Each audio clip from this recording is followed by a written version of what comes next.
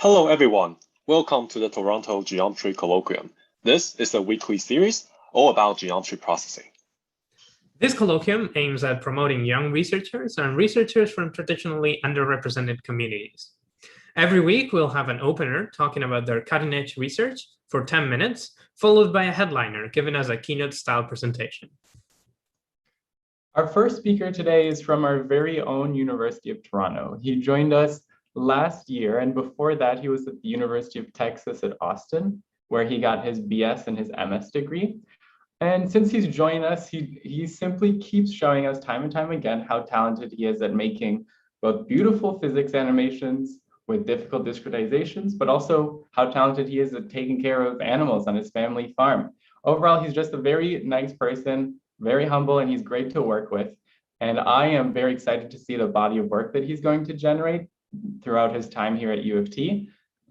Starting with this very first work that was presented this year at SIGGRAPH North America 2021. Please welcome Trusty. Hello, how are y'all doing? I'm gonna share my PowerPoint. All right, hi, I'm Ty, and I'm gonna be talking about my recent paper I worked on with Ming Lin Chen and my supervisor, David Levin, shape matching element method for direct animation of curved surface models. Yeah, so our motivation for this project comes a lot from the difficulties with the standard animation pipeline in graphics when we want to do volumetric simulation. It's common that we design our models and programs using curved surfaces, but most practical simulation algorithms require a tetrahedral mesh. So you end up with this kind of pipeline where you first have to triangulate your boundary, then you tetrahedralize the volume, and then the result will be suitable for something like standard tetrahedral finite element method. But this process often involves a lot of hope that it works out okay and time as well. Like for example, this simple model took over 5 minutes to tet mesh. So in addition to lengthy waiting times, tet meshers impose some hidden restrictions on your model. For example, with this marshmallow man, its color is just a surface in the design, and this sort of codimensional representation isn't really suitable for a tet mesher. So you get some weird stuff going on, which you can see in the above video. In our paper, we present a way to quickly create volumetric physics-based animations directly from NURBS models without any volumetric meshing. This significantly speeds up the pipeline and produces plausible physically based results. Like for example, this bouncy castle only took 3 seconds to set up, simulate with our algorithm. And in our method, we're targeting the simulation of boundary-only models represented by NURBS surfaces. And at a very high level, a NURBS surface is just a parametric representation in which shape is largely determined by some set of control points, which gives you like this control net. And at the end of the day, it's just a fancy B-spline surface. And the equation for the world space position on a point of this surface is just a function of these like 2D parametric coordinates denoted U and V. And so looking at the equation for a point on the surface, on a NURBS surface, we can mostly ignore the details, but P here is the NURBS basis function. And but we only have to focus on like the control points. The control points are the main things that determine the shape of the surface. And so we take these to be actually the degrees of freedom in our simulation. So by directly modifying these control points during our simulation, we end up deforming the underlying surface. And so in looking at this equation again, the only really important detail to consider is that it's linear with respect to the control points. And so this enables us to rewrite this in a really simple form where we have our control points in this big configuration vector Q, and then we chunk all the basis functions in like the NURBS Jacobian, what we call the NURBS Jacobian matrix. And so moving on to how we actually build a simulation algorithm, we start in like a similar kind of way as most kind of continuum mechanics does, in that we want to define what's called a displacement map, which is this map between an object's undeformed and deformed shape.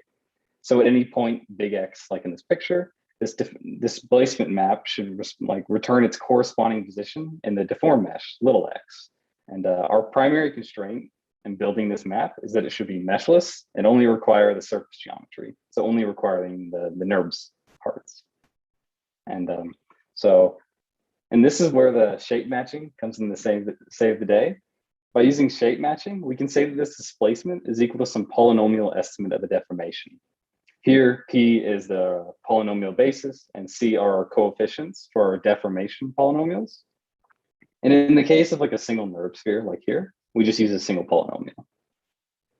And so now, not going to be too many more equations, don't worry.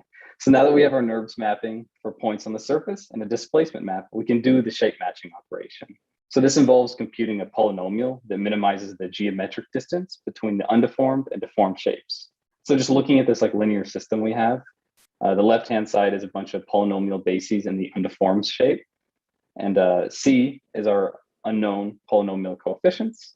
And the right-hand side is uses the deformed control points with our NURBS Jacobian to give us points on the deformed surface. And so then we can solve for these polynomial coefficients. And we use like a typical least squares approach. It's common in shape matching. But also we can rewrite this in a really simple form where we have our final solution, our polynomial coefficients, C, equal to pi times our control points. And pi, we call this the projection operator, and it has like a really intuitive meaning. It basically just serves to project our control points onto the space of polynomials that represent the deformation. And so what that means is like, if you're looking at this deforming NURBS model on the left, by having a polynomial over space, we can get deformation anywhere, rather than just previously only having points on the surface. These polynomials give us a lot of power. And so here's another example where we have this compression and we get this deformation in the interior. So this is like a nice notion to work with the shape matching, but we're really limited if we're only one polynomial. These simulations are kind of lame, right? And so the shape matching element method comes in and says, hey, we have multiple NURBS parts. Each NURBS part should get its own polynomial. And that's one of the key ideas. And so what this ends up looking like is you have this rounded cube again, and we take advantage of the part-based nature and give each part on this cube its own polynomial to describe deformation. And when we extend deformation in the interior, we can get these nice volumetric elastic simulations, only using the boundary representation. But we didn't say how we do that. The last like step is we still have this kind of polynomial representation for our displacement, where we have the basis and the coefficients, but now we have any number of NURBS parts. So if we're wanting to get the displacement in the interior, we have this problem where like, what is the weighting? We need to be able to blend these polynomials together. So the last key remaining step is to define this weighting function that blends them. And yeah, blending weights, W. So I'm going to just briefly go over how we do this, but we compute the blending weights using a very simple raycasting approach, which allows us to avoid using any volumetric structures, which is kind of a key requirement. So for some point in space and a NURBS part to which you want to weight against, you can cast a ray from the closest point on that NURBS part in the direction of your query point. And you end up getting like rays that look possibly something like this. And then the next step is what you do is you clip that ray where it hits another NURBS part. And what you can say is that you can define a linear function along this new line segment that equals 1 at the source of your ray and decays to 0 at this hit point. This decaying function is used then to get the weight for our query point, which does live on that line. And so there's a little bit more complexity to this, and we discuss how this procedure satisfies some important properties, which we talk about in the paper, of course, but this is like the main ingredient for building our meshless weighting functions. And we can visualize these weights, and for example, in this rounded cube, with respect to this like rightmost NURBS part, we get some nice behavior. And here we visualize on a more complicated model and see that it behaves pretty well. And yeah, and so lastly, so now that we have our displacement map, we have kind of the core ingredient for physics-based simulation. Since we're doing volumetric simulation, we also need to be able to integrate over our domain. But for that, we make use of an existing meshless method that enables you to do integration, also using raycasting, coincidentally. But we summarize that in the paper, and since it's existing work, it's kind of out of scope right now. But yeah, so now that we have our displacement map, we can derive and implement the typical like Euler-Lagrange equations that yields the standard equations of motion that are common in physics animation. And so it's got kind of all the familiar stuff, but like the main difference here is that our configuration vector is now our control points on our NURBS. And so yeah, we got our mass matrix and our forces. And so now we can do simulation. And so here I'm going to show off a quickly show off some results. Our algorithm doesn't make any assumptions on the connectivity of these surfaces. So you can pretty much just give it like a NURB soup that behaves pretty well. Like in this model, there's tons of gaps, intersections, and disconnected parts. And we see in this like little slow motion video, we also saw this at the beginning, that we get pretty nice behavior, this nice elastic simulation. And so also returning to this marshmallow man that we looked at earlier, our method isn't intended for thin shells, like the collar that kind of struggled in the TET meshing case, but it handles them pretty gracefully. Like for example, we can produce plausible animations for this challenging geometry while still preserving like the appearance. Nothing goes crazy. And then here's in slow motion. And it's interesting to point out, like without explicit mesh connectivity, you do see small gaps, like you can see it in like the tummy of this marshmallow man. But as a result of our blending functions and elastic material model in this case, we see that connectivity is actually like implicitly enforced, which is nice. And I'm going to quickly go over the remaining examples, but to further show off robustness, we have this example where we like shove the handle of a coffee mug into the interior and show that that's not really a problem in our case, and then we can get really plausible like animations. And then also, since we use standard material models, we can just change the parameters and get something that's rigid. And then, let's look at go back to the beam. Yeah, here's an example of like a very soft beam that we twist, which is a common example that we see in physics animation. And things are pretty happy. And lastly, here's just another fun example where I modeled up like a starship and then I threw it against Mars and it bounces around. So this is what that looks like. But yeah, so you can see that our method is fairly robust and it gives nice results, and there's no like TET meshing involved. So there's like really minimal pre-processing. But yeah, that's a shape matching element method. Thank you.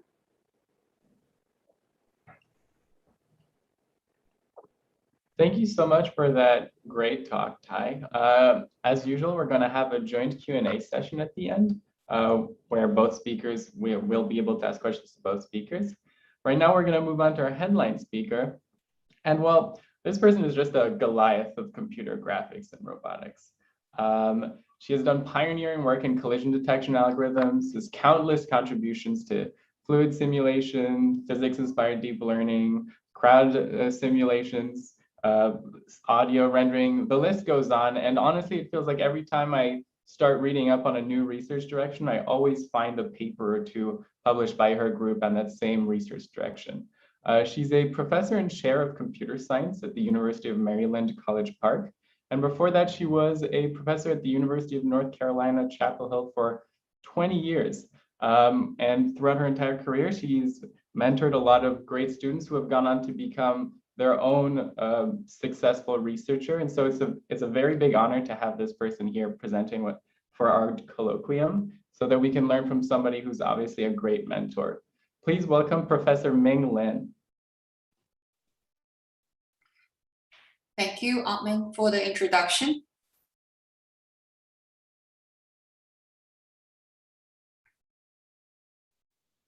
Okay, it is a pleasure for me to talk about some of the work that we have been doing on dynamic inspired learning-based reconstruction.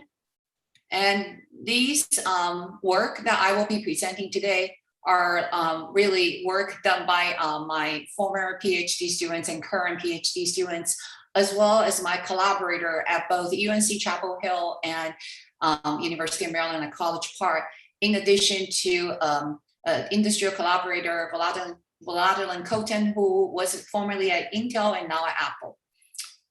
So I would like to sort of give you some background of why we got really excited about some of the work that I will be talking about today.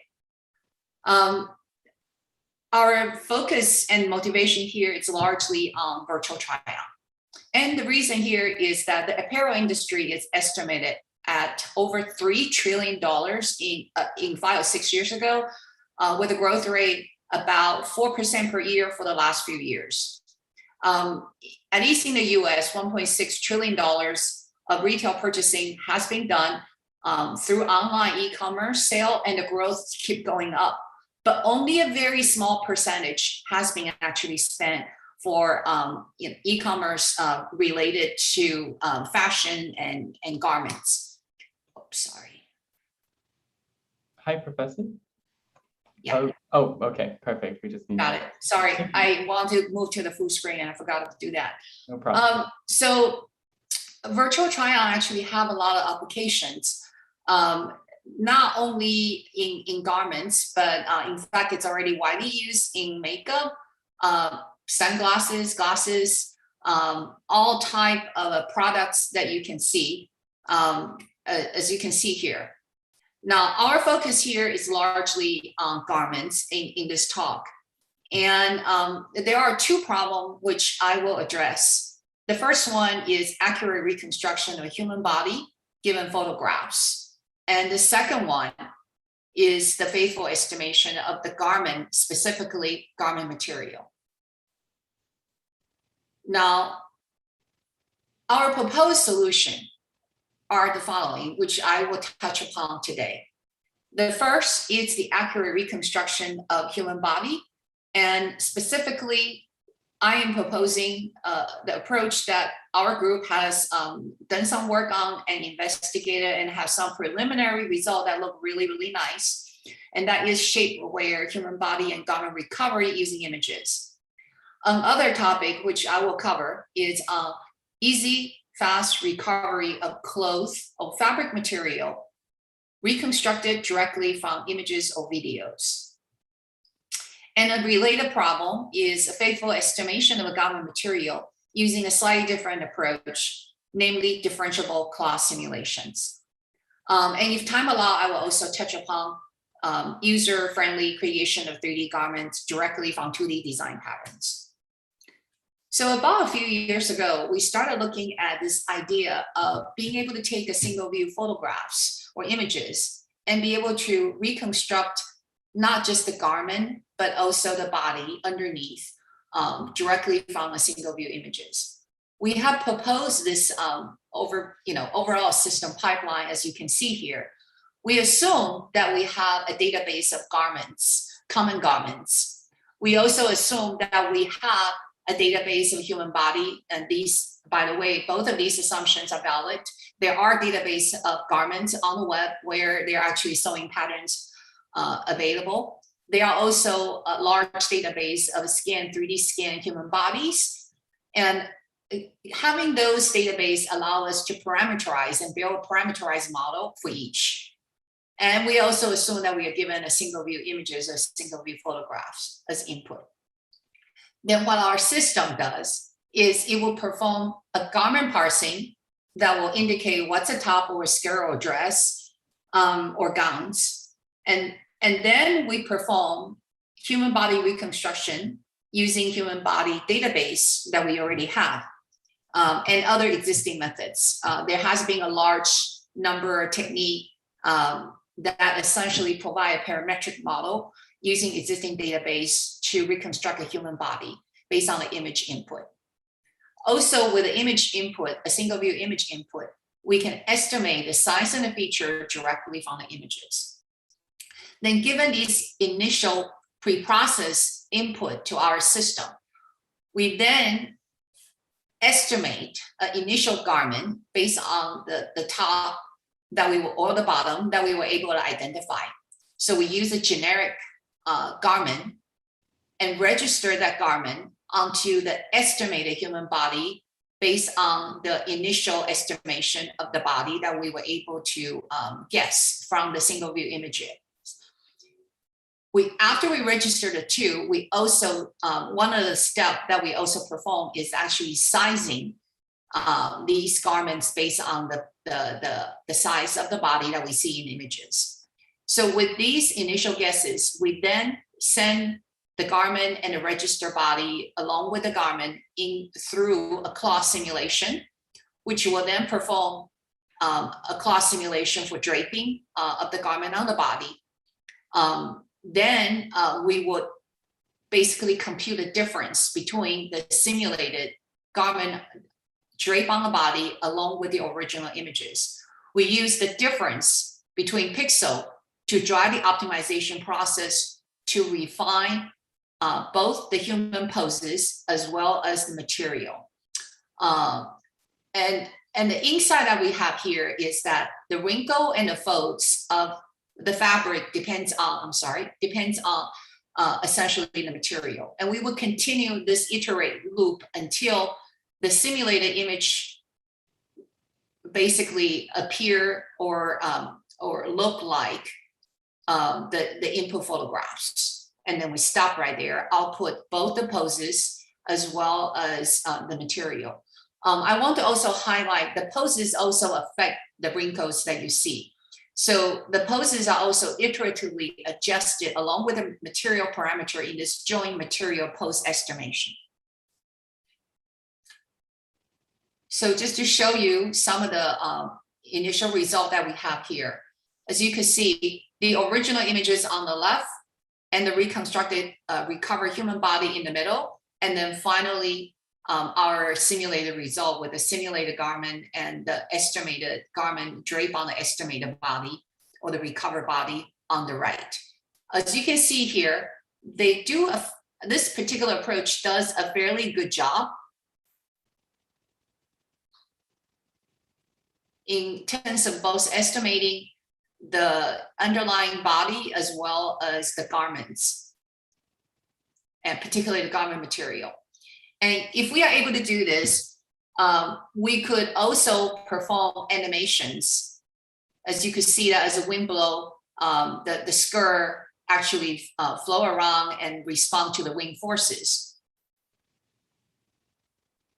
So this is the difference between a true 3D virtual try-on where we actually can simulate 3D garments on a 3D recover or estimated body or reconstructed body. This is another example where the original images is given on the left and we were able to recover the body. And with our methods, we're able to reconstruct both the body and the garment and be able to show the animated body in response to wind blow in this particular scene in the middle.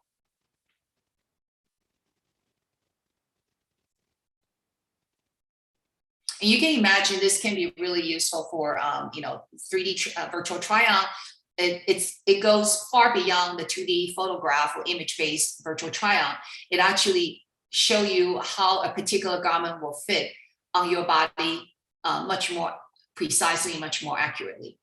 So although we have fairly good progress and fairly good results that you have seen in our work that was published in the ACM top paper presented at SIGGRAPH 2018, we are aware that the reconstruction based on the single view images was not perfect.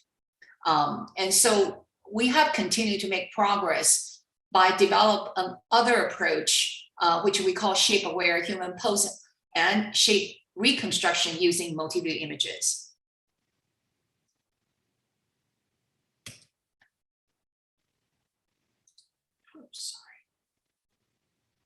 So here is a network structure.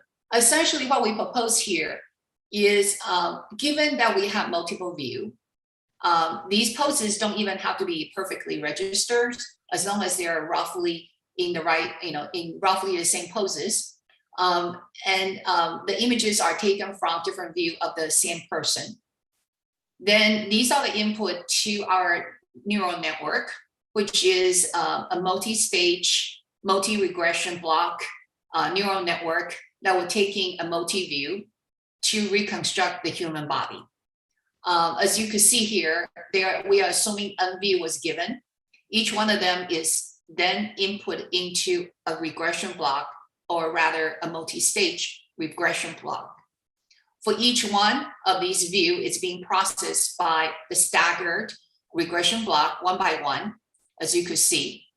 Then the refined results that will including the image features will then be sent to the next stage and perform further refinement and further learning. We also share the body parameters across these different regression blocks one by one from every single stage, as you could see here. And we also share these body parameters across different parallel regression block, stage by stage. In addition, the camera parameter is also being sent down the staggered regression block stage by stage for each one of the given view. So to summarize, what we have here is a regression block structure that have shear parameter across all blocks, either across different stage or across different view. The image features, camera guesses, and body guesses are sent through this network, as you can see with the network structure shown here. Then the corrected camera parameters are being sent and refined as we go through these multi-stage network. One of the things that is really critical for this particular approach that we introduce here is that we also generate a synthetic database that is generated through sample poses from the CMU MoCA data sets. We also sample the shape parameters uniformly within 3 standard deviation from the mean value. This is critical because what we want to do is to actually generate synthetic shape that will cover a much larger spectrum than we can typically cover if we only use real world 3D scan body. So the ability to be able to generate large database of a body shape that's 3 times what a normal range will be on both lower end and higher end enable us to do better learning by this multi-stage, multi-view process, reconstruction process. We then register each one of the garment on each one of the simulated body or synthetic body, and then simulate how the garment will drape on each one of these synthetic body. In addition, we also render these bodies and the draped garments with different texture and background. Here are just sort of some of the examples to kind of give you the richness of the background and the different poses that we have. The result we got are very, very encouraging. In fact, it exceeds far better result than other state of art that we have tested and compare against, as you can see on this table. And not only were we able to achieve the lowest error rate, the error metric that we have is a mean per joint position errors, but we also assume that we don't know the camera view versus all prior methods assume that the camera poses is known. As you can see, in terms of runtime, you achieve basically interactive performance.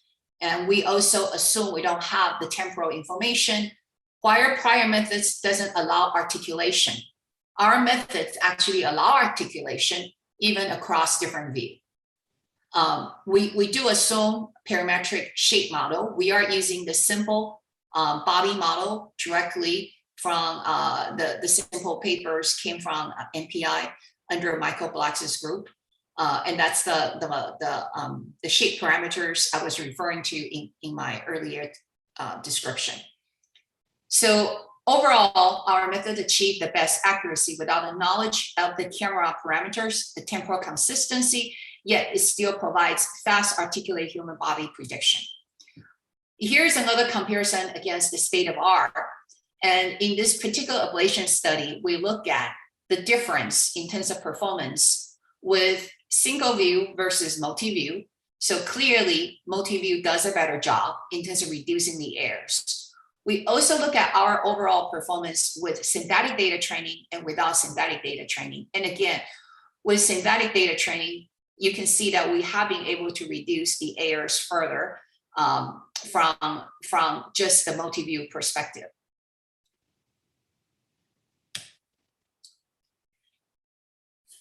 We also perform additional error metrics with vertex error and joint errors, and the results are fairly consistent here. As you can see, that our methods still outperform prior approach, or at least doing as well as the prior approach. Now, where our method really wins are on the extreme cases. What we have found is that our methods, because that we can train on synthetic data sets, that it does far better in terms of shape recovery in non-standard human body, basically on non-average human body on both ends, either on the higher end, a body shape, or on the lower end, the BMI. And here are sort of some of the examples of input images and the results of ours in the middle, as well as those that are generated by the best of state of art when we do this work in 2019. And this is the result coming from different views, so you can evaluate how well the methods were able to recover the poses as well. In the middle, this is ours, and you can see it largely was able to reconstruct the poses that we see in the input images versus the state-of-art HMR, as you could see on the bottom. It was not able to recover some of the poses as well. So to summarize, what I just presented here is a multi-view, multi-stage network. The most important thing, it can be extended to any number of views during the inference. It leveraged a synthetic data generation pipeline, which is very critical. And this synthetic data generation enabled direct shape supervision, even on the extreme end of body shapes and BMI. We've seen very, very significant and noticeable performance improvement on human body reconstruction, both in terms of pose estimation using multi-view input, as well as a shape estimation by leveraging synthetic data that is able to provide us a body shape of extreme BMI. So next, I will talk about some of the recent work that we have also done on fabric material recovery from videos. Overall, our system depends on two important stages. The first one is generating label video data using physically based simulation. And the second stage is the training on deep neural network to predict the material property type. So there actually has been work that was done previously using videos to infer material. However, its ability is limited by what it can capture, largely, essentially, a piece of a cloth being hanged and with the wind blow or sound blowing and recovering, and then use these captured videos to recover the estimated material property. As you can imagine, because the capture video is limited to a certain setting, it doesn't really reflect what we would actually expect on cases where I just shown earlier, where we have a cloth being draped on the body, and we also want to be able to recover the cloth material from there. So this was one of our first attempts to use the neural network to recover the garment property or the fabric material from not just a hanging piece of cloth, but also cloth that's on the being draped on the human body. So the first step is generating video data. The way that we generate the video data is we actually run the simulation setting, vary the simulation parameter to generate different cloth of different material. And we render them with different kind of background. And we use the Blender to do the image rendering. In terms of a training, we proposed the training on a deep neural network that consists of LSTM and CNN. And we use both the recorded real world video as well as supervised video that was generated with the label video data using physics-based simulations. Combination of both enable us to perform essentially material predictions. The neural network structure that we use, as you can see here, is a combination of CNN plus LSTM. The LSTM nodes are indicated in blue. That this network essentially use different type of behaviors reacting to different external and internal forces to differentiate these material type, because the behaviors of how the cloth move will be different based on different material. The reaction to the forces, particularly the wrinkle, the shape of the wrinkle and the sizes of wrinkles are indicative of different type of material. and the behavior change over a sequence of different type of external forces and internal forces, as well as human articulation. It's basically what we use to further refine the results that we have. And we use these changes of behaviors in reaction to external and internal forces and articulation through the classifier to identify different material type. The training data that we use are from the simulation output using RSIM.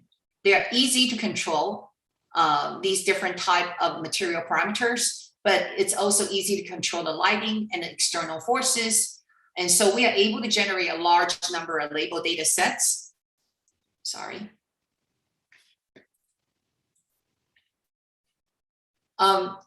In terms of parameters, we use not just a hanging cloth, but we also have cloth being draped on the human body, and we have arm bending, wind blowing, and different type of motions to to generate these different data. In addition to the motions and different material type and different simulation setting under different lighting and different external forces, we also use different remeshing scheme as well as different textures and camera poses.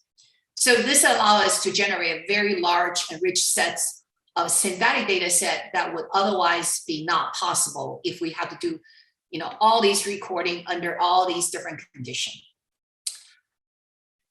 So here are some of the results, as you can see here. We have shown here using CNN only and LSTM only, and plus the last column is our network that use CNN plus LSTM. Our network with our particular network structure I just mentioned outperform all other existing technique, as you could see here. And we also show different remeshing scheme. In this particular case, we found that the random remeshing actually generate the best results with the highest level of accuracy at about 71%, even for a piece of cloth that's being worn by a human, and this is under the arm bending motion. Our methods also have the highest correlation value, outperform both human estimation. So this top row right here is our human estimation for the stiffness value as well as the density, as well as outperform all other existing state-of-the-art, higher value, meaning higher level of accuracy. So just to show you some of the simulated or recovered results or recovered estimated result from videos. So here you can see the methods overview I just described earlier. And we want to know what was going on, so we visualize the convolution there, different layers. So that just want to kind of go back and stop the video. So you could see that the output from different layer of convolution actually show what each layer is doing. It's actually extracting interesting information like edges that are critical, and as well as optical flow in some way. So these are the training data samples from our simulations, as you can see here. And you can see the input synthetic data and our recovered predicted material property animated with a different background. And also you see the experimental result, which I already presented earlier. Again, these are hanging cloth recorded from the real world data, and then the animated cloth with our predicted material properties on the right. In addition, we were able to clone different material from the input video onto an animated skirt being worn by a human body or virtual avatar. And you can see different input video with different material reflect how the skirt will flow in the wind. And you can see the resemblance of the behaviors and motion. Okay, so next I'm going to talk a bit about other work, which provide another ability to also solve the inverse problem, largely how to estimate and reconstruct the material property of fabric. And this is really an exciting direction. And that's one of the reasons I want to kind of talk a little bit about, this slightly different approach that is leveraging physics simulation in a different way. There have been, before this work, differentiable rigid body simulations. However, they are not really scalable to high dimensional space like cloth that are highly deformable. In addition to that, the learning-based physics approach, that is neural network that will learn the physics based on simulations. However, don't always guarantee physical correctness and physical accuracy because you are essentially learning from the simulation. So one of the things that we have been looking at is introduce physics-based simulation as a layer in a deep neural network. And we have been sort of, on this journey of exploring different possibility of incorporating different type of physics simulation into the neural network. Cloth simulation was one of the first that we have done. So in this particular work, what we have done is we have introduced a dynamic collision detection to reduce the collision dimensionality. And this is extremely critical because for differentiable physics simulations, the discontinuity occurs around contacts, and that's when the collision happens. So we need efficient collision detection to be able to reduce the dimensionality of the problem that we have to solve, especially around discontinuity. And if you look at many of the differentiable programming paradigm, a significant level of effort has been devoted to dealing with discontinuity. In addition to that, what we have proposed here is a gradient computation of collision response using implicit differentiation, which makes the approach much more efficient and also more stable.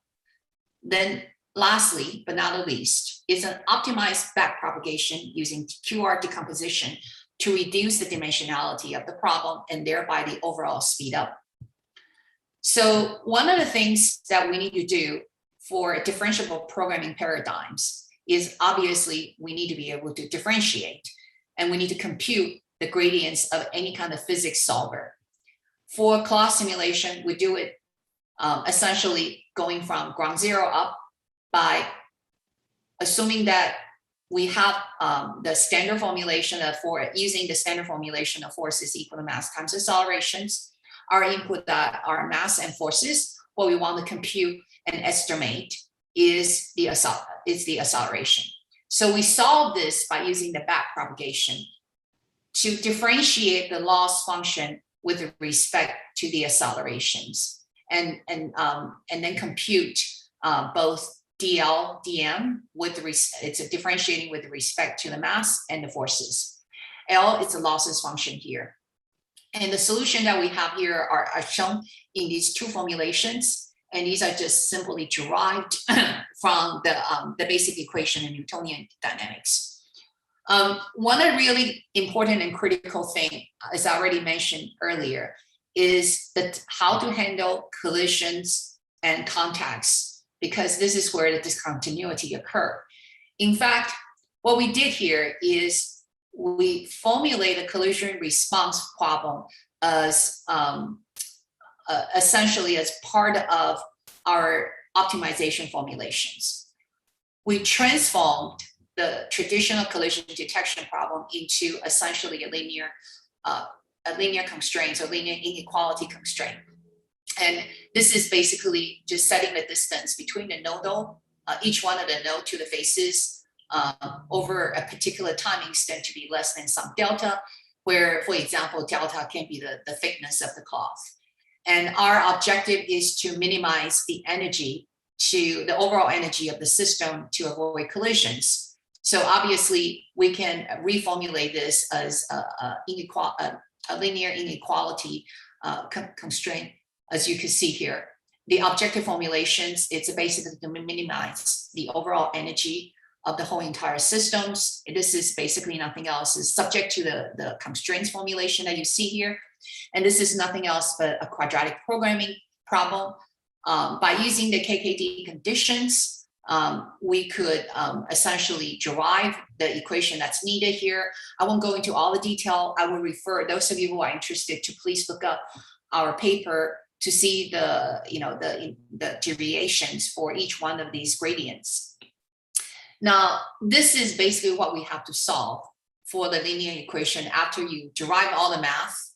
And as you can see here, this is actually, when you put in a matrix formulation, it's a very high dimensional matrix.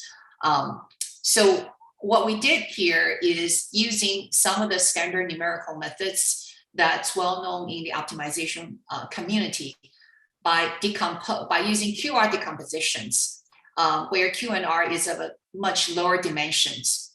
Then this will enable us to achieve a theoretical speed up of a reduction from essentially cubic down to quadratic complexity, as you could see right here on the bottom of the screen.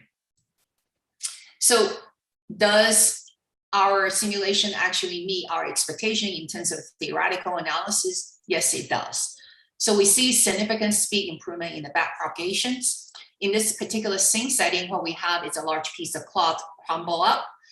And then I will show you them being kind of dragged through a very narrow passage. So this is one of the worst case scenarios where there's actually a high number of collisions. We vary the mesh resolution from 16 by 16 to 64 by 64. And we look at the matrix size, as you can see here, and the overall running time. We observe up to 2 order of a magnitude performance speed up using the approach I just described. We also compare against other baseline and other existing optimization-based methods.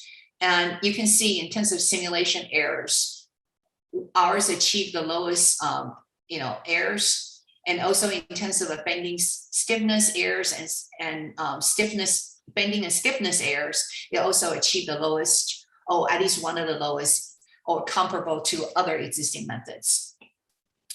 And in terms of runtime, it does better than the state of art as well. So the overall results as you can see from these comparisons, it's excellent. So let's see how well it does once we incorporate it into our original goal of solving the inverse problem. So we actually have applied this differentiable class simulator to estimate or reconstruct the material property. But we also have applied to motion control, as I will show in the video in just a sec. So right here in this particular case, what we want to do is we want to take this piece of cloth and just dunk it into the basket. With the baseline, it wasn't able to achieve that. With ours, we were able to achieve the desired motion control as we intended. And we have also compared against PPO, which has sample like 10,000 times, and it still was not able to achieve the desired motion control. All right, so to summarize here, in terms of material reconstruction, the differentiable class simulator has been able to achieve exactly what we wanted. It was able to enable it to simulate and compare. And when we embed this particular differentiable class simulation in a deep neural network, this particular approach I just presented essentially proposed a dynamic collision handling and also derive the gradient using implicit formulation. We further accelerate the overall performance by using QR decompositions to obtain the explicit solutions. Given the time, I will not have time to go into the detail, but I just wanted to say that we have also proposed a GAN-based garment generation using design pattern images. And the basic idea here is that we have this, 2 parallel network where the upper pipeline generated image representation of the garment of our network, and the bottom pipeline generates the body information. And then we overlaid the image garment onto the body through the image space registrations. And using that, we were able to reconstruct the 3D garment as you see here. The detail of this particular approach was describing our ECCV 2020 papers. And I encourage those of you who are interested in working in this area to check out this paper. Just very quickly to show you the results. Here are some of the example meshes from our garment database using common garment topology and material, as well as varying human poses. And we were able to essentially, given a database of garment sewing patterns and these different poses, different poses and different body shape, we were able to dress these human with the garment, essentially with 3D garments reconstructed from just simply 2D sewing patterns. And here are just a few more examples. Here are the reconstruction errors, as you can see, with different probability distribution, and largely we have been able to achieve about mostly less than 1% of errors when you compare to the actual reconstructed garment that we have without using the network. And here are a few poses as well as the ability to actually using this approach to morph between garments. So you can actually vary and generate all different garments with this scan-based network. Here are the results on different body shapes and again, on different poses. Okay, I'm gonna conclude by just briefly talk about some future directions. What I have presented are some of sort of, our initial efforts, but there are still a lot of interesting work in terms of a 2D design sketch that can translate into generation of 3D garments, as well as automatic material parameter acquisitions and reconstruction using images that are being dressed on human bodies. In addition, it would be really nice to be able to capture multi-material for multiple fabrics and graphic print and laces and other accessories.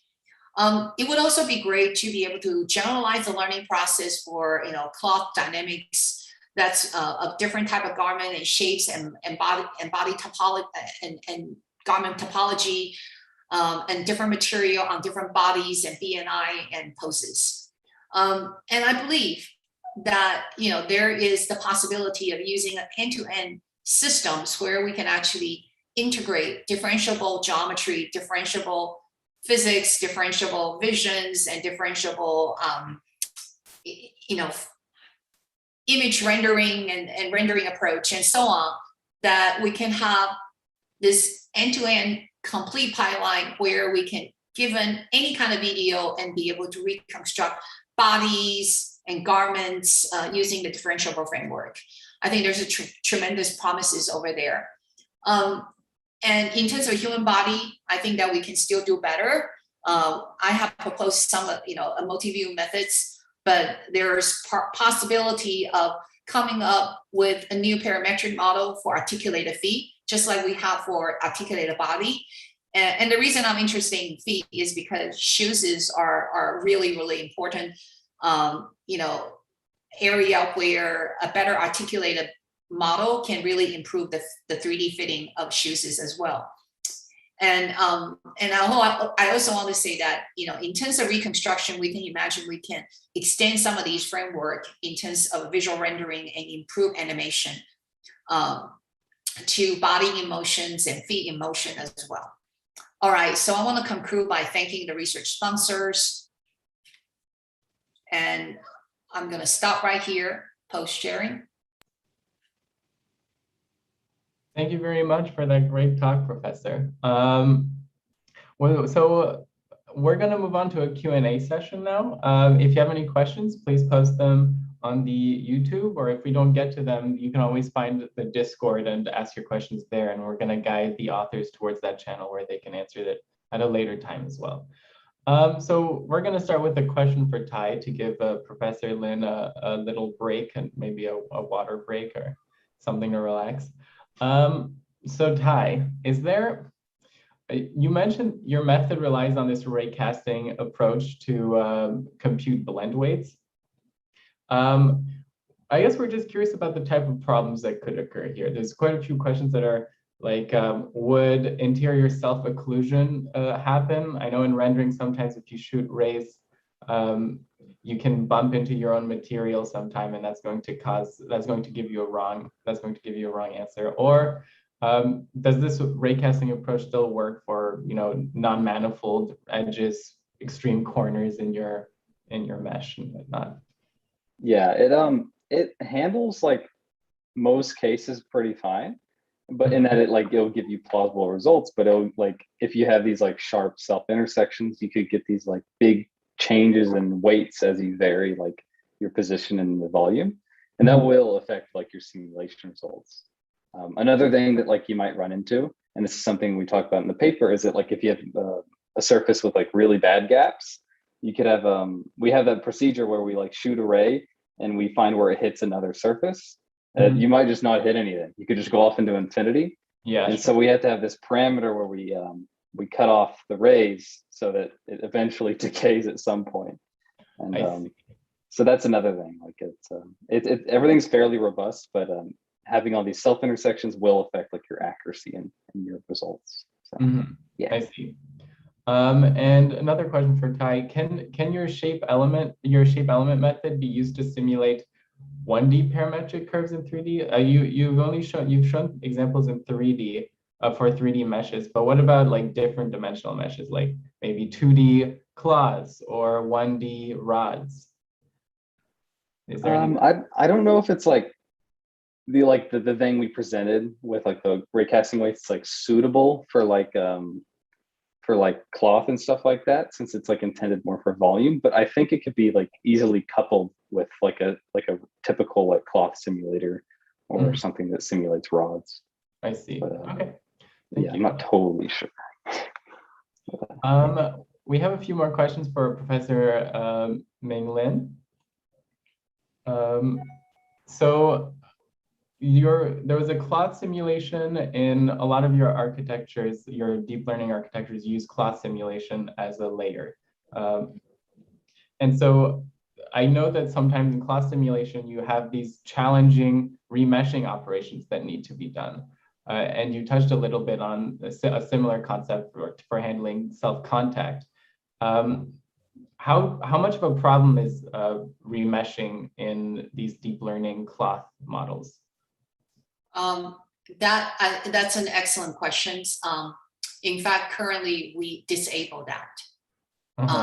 So we also have disable adaptive meshing in our simulator. So it's definitely an active research area, I think, for all of us who are working in this domain, to really kind of think about, how non-uniform meshing will work with neural network, particularly for those of you who are working in graph convolution network.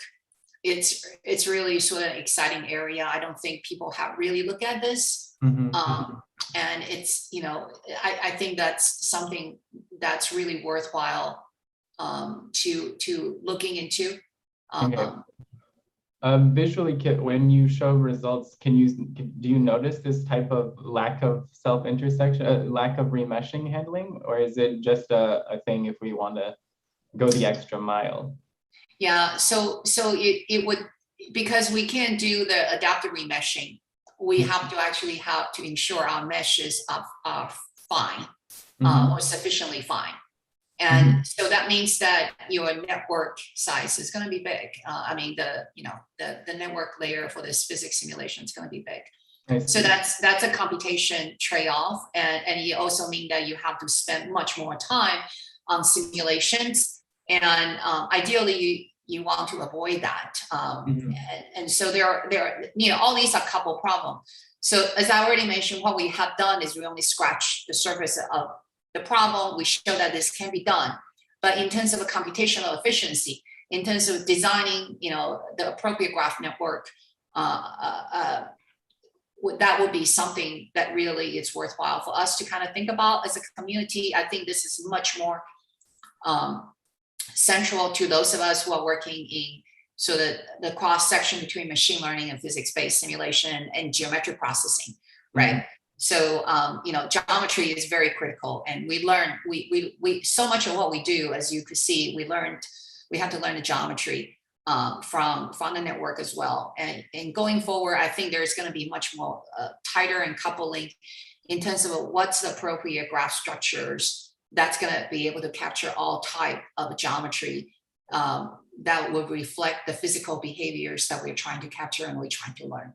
Mm-hmm. Oh, thank you very much. We have one more question for Ty. And you can just leave your camera on for now. So how accurate physically is your shape element method? Is there even a notion of accuracy in this case if you're using, once we're using parametric curves? How does one measure that? Yeah, like we talk about this a decent amount in the paper, like in that like we're primarily focused on like animation tasks. So like hardcore engineering level accuracy isn't like the main focus, but we do like qualitative tests. Like we do like the typical kind of like patch tests, if you've seen that before. And then we also do like convergence tests with like a beam example to see if like we converge to like the typical FEM kind of result. And like we do see like a reasonable convergence. It's just I don't think the method is like quite there to the point where we can put the badge of approval from the engineers on it. But, yeah. Is this accuracy or convergence rate determined based on the degree of the polynomial you end up using? Yeah, it could be both the degree of the polynomial as well as the number of like NURBS patches you use to like discretize your surface. I see. So those are both the factors that are going to determine the accuracy. Yeah. Is there some sort of, one more question for that, is there some sort of physical meaning to the degree of the polynomial parameter, or is it just a parameter that says make it more accurate? It's more just like the range of motion you can represent for like a single surface, and like that motion gets like extended into your interior, and so you can get more like expressive stuff going on there. Okay, thank you. We have a few more questions for Professor Ming Lin.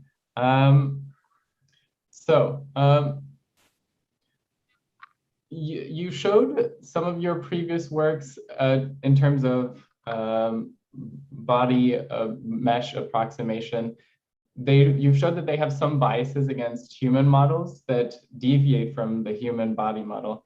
Where do these biases come from exactly? Is it in the data? And would using a different parametric human model enrich the data set? Or would enriching this data set help? Or is there something deeper that is causing these biases, I guess?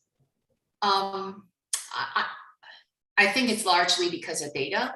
As you can imagine, that capturing human bodies and scanning them, it's very time consuming and very costly. Recruiting subject is hard. And a lot of these data are captured in sort of, city areas where it's very easily accessible to people who are working nearby. And I would argue that it captures only a very small subset of a population. It does not represent a wide range of populations. And so that's a real problem because, when people talk about machine algorithm biases, I really like to think it is not because the algorithm was taught to have biases. It's because the algorithm is learning from data that has biases, right? And so what we have is we have a very small subset of data that we're feeding into our learning algorithm, and all it can really do well and predict is whatever distribution we give them. So that's where synthetic data set comes in. I also work in autonomous driving, and the same kind of scenarios where, most of the data that we learn from capturing with the real drivers are data from good driving behaviors, because these are drivers who drive for a living, and they drive, safely because they are driving this very heavily equipped vehicle on the street. So they are going to be very careful. They're going to be much safer driver than your normal driver, not under any influence, with no emotional, response to whatever road rage or, whatever scenarios you can imagine. So these are very safe scenarios. Now, the reality is most of the time the accident occur when it's dark, and when it snows, when it rains, or a driver had a really bad day, or didn't have enough sleep, or there is, unexpected animal crossing in the dark, or or human running across the street. So those are really, really kind of, generally speaking, rare events from capturing. So really, the only way to capture these, edge cases is by simulating them, because the real world capture data is insufficient. And I would argue the same for body distributions, and for garments in general as well. It's just not possible to capture all type of garments. So really, simulation and synthetic data generation is going to be the way to, to really improve the learning process and reduce any kind of bias, particularly for learning anything that's related to human. Yeah, I see. And your answer touches on another question, but this time more related towards physics-driven deep learning approach, or the opposite, deep learning-driven physics animations.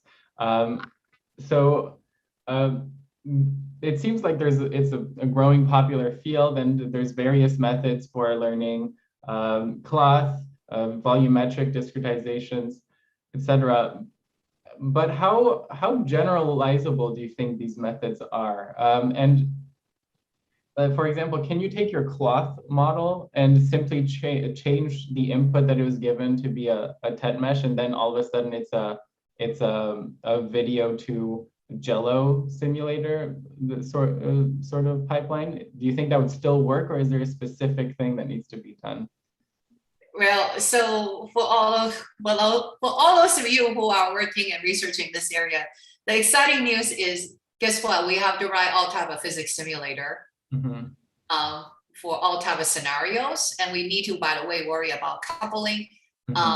And I did not go into too much about the coupling today, because I usually give a separate talk on differentiable physics. That coupling matters between different dynamical systems. That means that you will have a lot of research to work on. Just look at the number of years for those of us who work on physics simulation for, how many years, decades.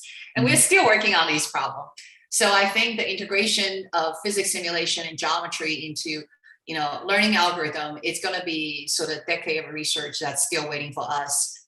But it is a very exciting area, because I always express this view that machine learning is just like the way that we establish any kind of model. We keep calling machine learning as data-driven based approach, or data-driven approach, or database, data inspired or data-driven methods. The fact is, we all forgot all the model that we have, all the analytical model we have, let it be Newtonian dynamics, Navier-Stokes equation, you name it. All of them, how did they get here? They were derived based on observed data that was to fit some mathematical functions. And my argument is differentiable programming has a tremendous value, to improve machine learning in general, because we are essentially taking knowledge we already have from years and decades and maybe centuries of these, model deviations and analysis to fit the data that people have observed for centuries into these analytical model. And what we need to do is to reconcile that differences. Everything, all the model we have were data-driven to start with. I see. It's just that they are analytical formulation, and now we're treating the machine like a black box. And they're just different approach, whether you fit it with statistical method, with any kind of machine learning methods, which by the way are still statistical based, or analytical formulations, they are just all different methods of approximations or interpolation or extrapolation to fit the data that we capture and we observed. Except now today, the data that we have is much richer. It's video, images, text, abstract data, social media data. And so this multimodal data also bringing new sets of questions and new observations and the complexity in data. So there's a tremendous possibility for us to really innovate there. Okay. Oh, thank you very much for that very insightful answer. With that, our session today is over. I'd like to thank everybody who came in and thank our speakers, both of them, for another great talk. Next week's talk, please come in and tune in because we're going to have another good talk featuring Rahul Arora and Zhu Yu. And that's going to be next week at 1 p.m. Eastern Time. So see everybody then.